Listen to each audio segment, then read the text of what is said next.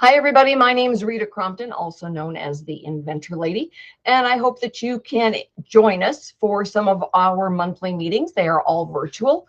On the second Thursday of the month, we do Colorado and Utah, and on the third Thursday of the month, we do everybody else.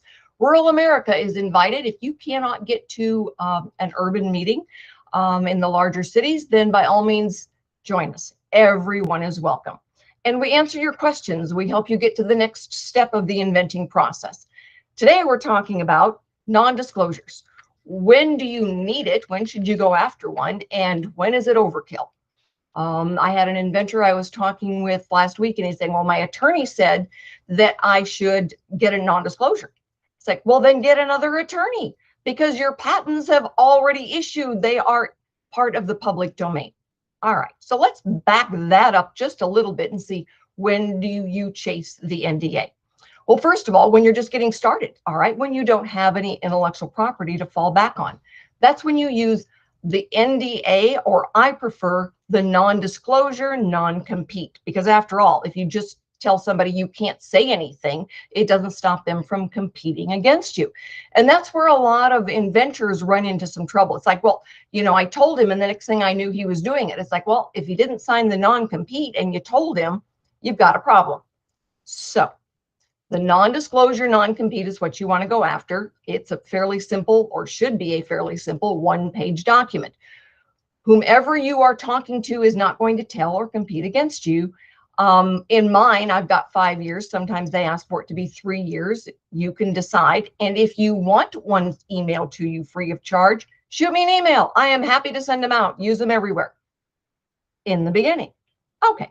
So when is it no longer, time to do that? All right. So first of all right, with your attorney, you have attorney-client privilege, so you don't ask an attorney. When you're talking to an engineer, when you're talking to someone like me, then it's appropriate. I sign them all the time.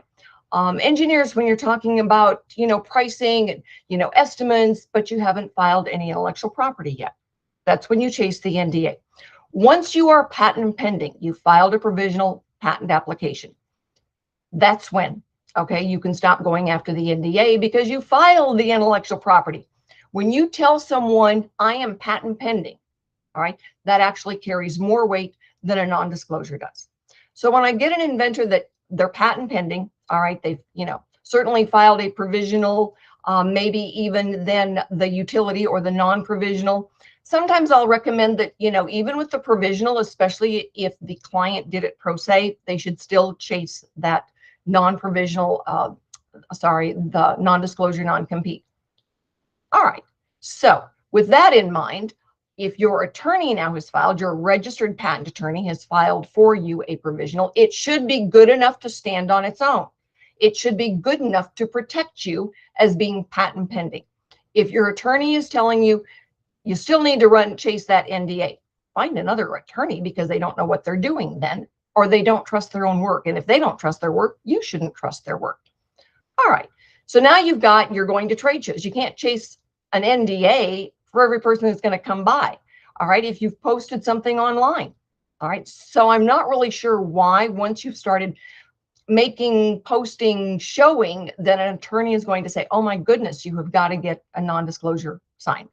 And again, a non-disclosure does not mean non-disclosure, non-compete. Sometimes there's a clause in there, you want to look for it. But if there is, then you're really, that's the good thing. You're getting the non-disclosure, non-compete in the early days. Once you are patent pending, all right. And I understand there are some qualifiers in that. If the attorney used a template, now then you still need an NDA because you need to find another attorney. Every provisional patent application, every utility patent, or the non-provisional, people use both ways of describing the same thing, right, should be strong enough to stand up in court. And that means you no longer need the NDA. So if your attorney is telling you, you still need that NDA, you still need that non-disclosure, non-compete, again, find another attorney, because they know they did a crummy job. That's why you file a patent. All right. And at 18 months after the filing, it's part of the public domain. Anybody can find it. And so when your attorney is saying, oh my goodness, you still need to chase that NDA, that's when it becomes overkill. That's what makes me crazy.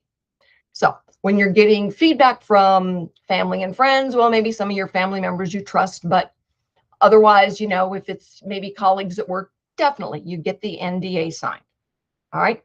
NDA, non-disclosure, non-compete. Really want to focus on that non-compete. You tell somebody at work about what you're doing and they're thinking, oh, that's a really good idea. All right. So when you're talking then to your attorney and they said, oh, you know, I become like your partner. No, attorneys are work for hire. You treat them as such. You're the boss. Engineers, work for hire. Don't, when they see it and they've signed now, you know, if it's early on, the non-disclosure, non-compete, you want to make sure they understand. They don't get to compete against you. All right. Don't let someone talk you into letting them be your partner. All right. No, because then the attorney controls it. He gets to start telling you what to do.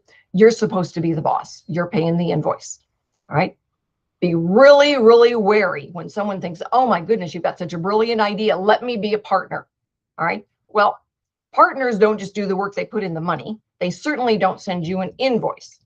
And if you say, wow, that's a lot. Yes, it is complicated. There is no doubt about it. But when you're really focused in the early days, you go after the NDA, all right, a non-disclosure agreement or a non-disclosure non-compete. If you're really getting into the weeds, you might need a non-disclosure, non-compete, non-circumvent, and that you do need an attorney to draft. But again, you're the boss, he's work for hire, you're paying the bill, ask him how much it's going to be to draft something like that. If you want my non-disclosure, non-compete, I give them away free. All you need to do is shoot me an email, Rita@inventorlady.com, and say, can you email me your non-disclosure, non-compete? And I am happy to do so. If you have any other questions about the process, shoot me an email, give me a call, join one of our meetings. It'd be nice to have you. Thanks.